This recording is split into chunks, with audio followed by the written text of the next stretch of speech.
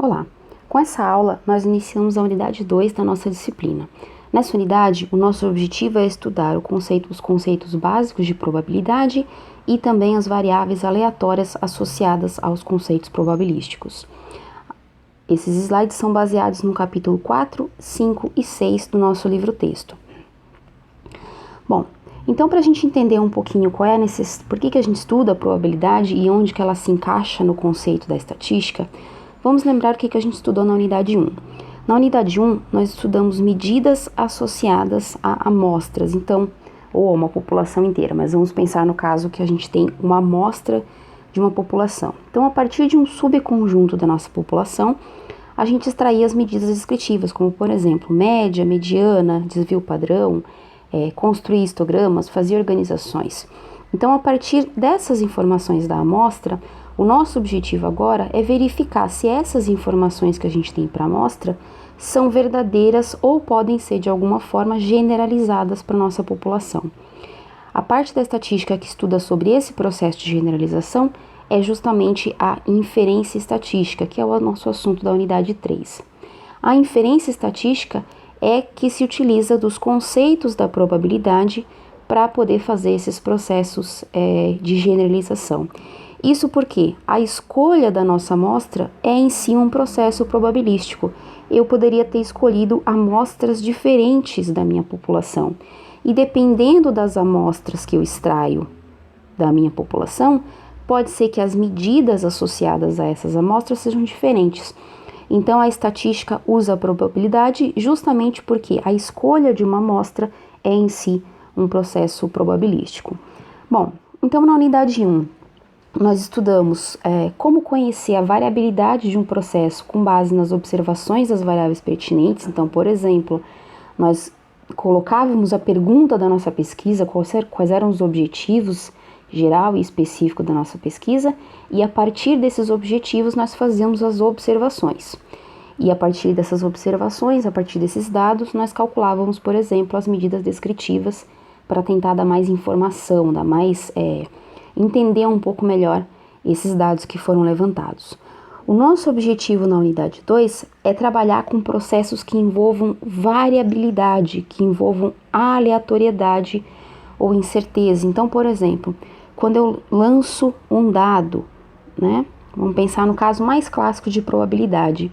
Quando eu lanço um dado, esse dado tem 6 faces, então ele pode ter vários valores, o resultado da face que está voltada para cima desse meu dado.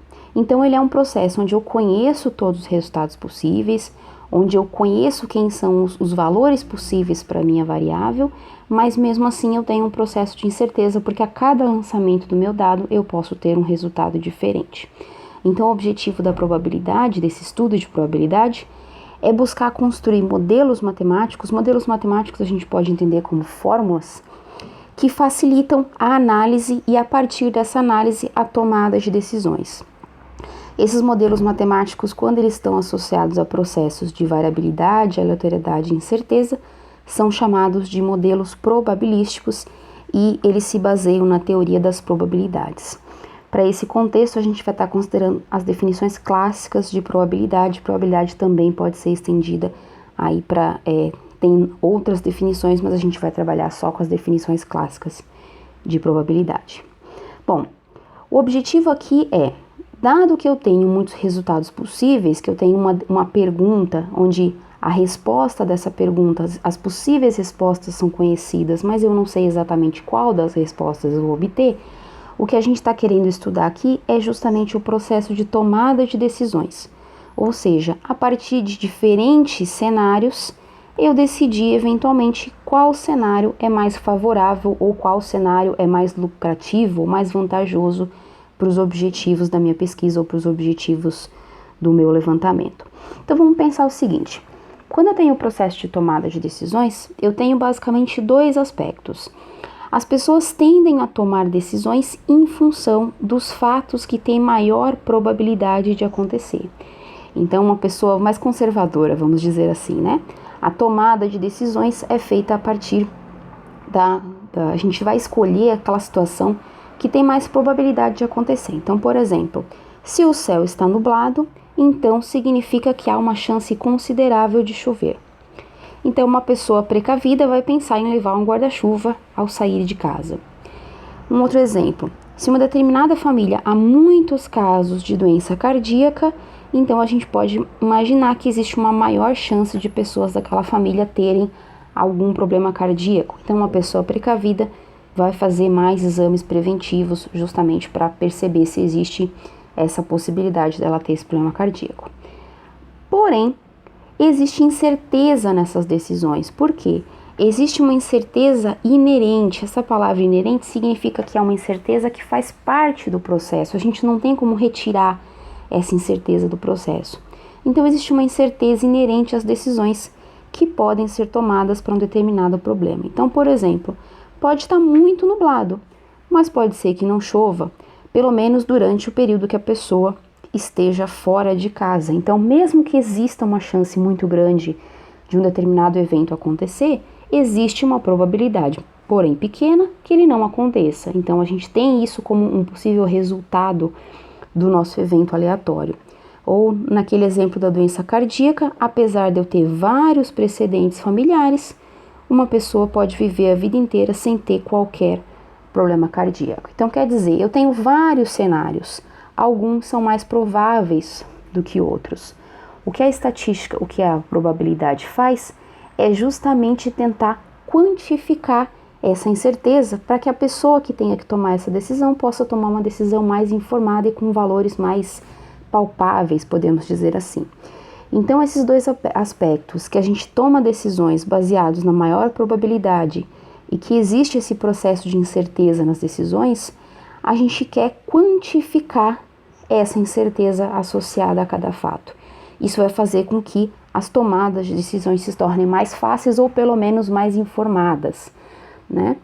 Então, a gente tem que pensar aí em cenários conservadores, em cenários mais arriscados, mas a gente consegue tomar decisões mais informadas. Então, por exemplo, se eu tiver que o meu radar, né, que é um instrumento que está verificando, que tem várias funções ali dentro que verificam a chance de chover, aponta 80% de chance de chuva.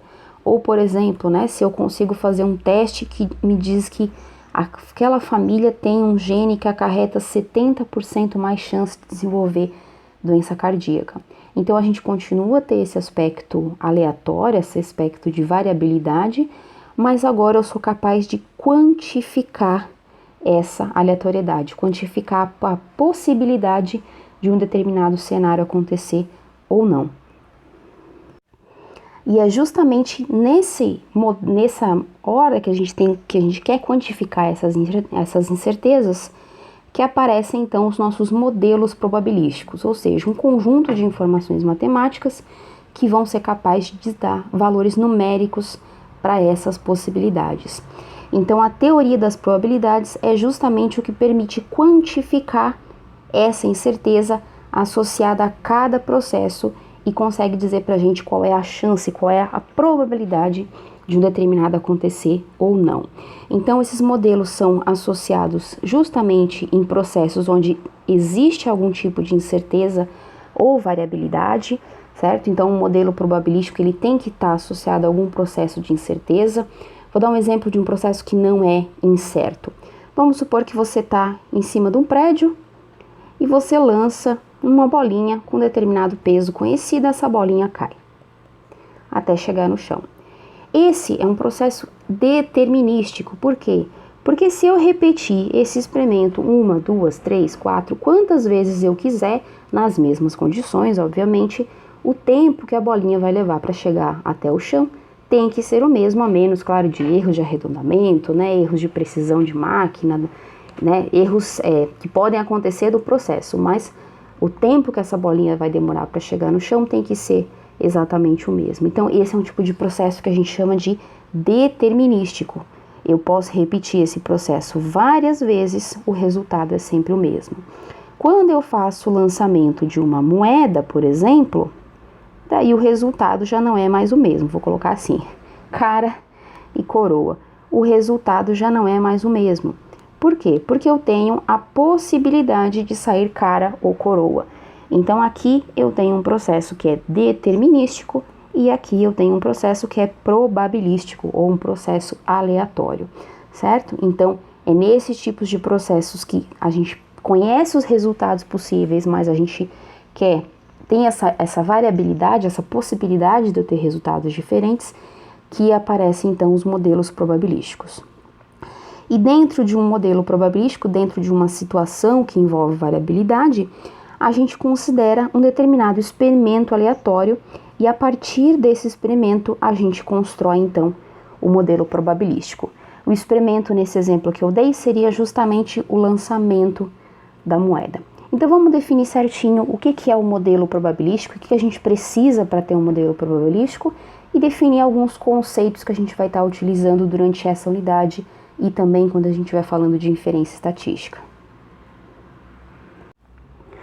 Bom, então definindo o nosso modelo probabilístico, aqui a gente está definindo um modelo probabilístico discreto, certo? Já vou falar por que ele é chamado de modelo discreto.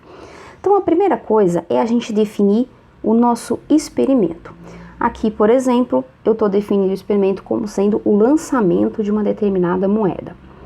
A partir da definição desse experimento, eu vou definir quais são os resultados possíveis desse experimento.